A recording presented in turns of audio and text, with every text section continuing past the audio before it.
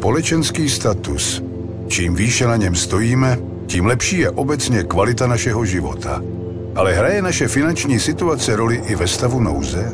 Chtěli jsme to zjistit. Proto jsme si najali Tomáše, herce, a požádali ho, aby skolaboval na jednom z nejfrekventovanějších náměstí v Praze.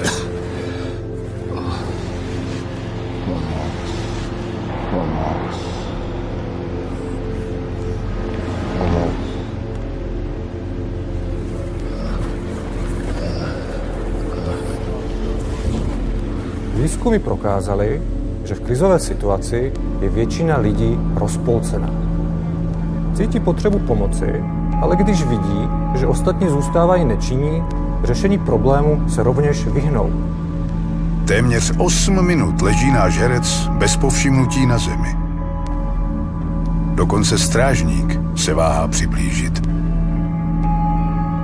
Jedná se o takzvané rozptýlení odpovědnosti.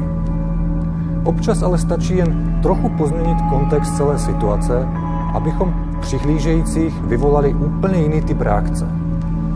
Vyzkoušeli jsme experiment ještě jednou.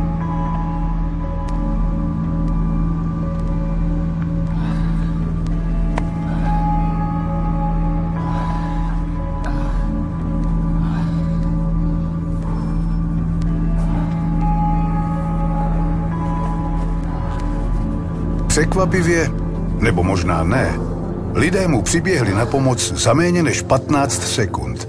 Bez ohledu na to, kam jdou, se chtějí ujistit, že je v pořádku. Jenom v tom udělat trošku špatně, možná trošku vody.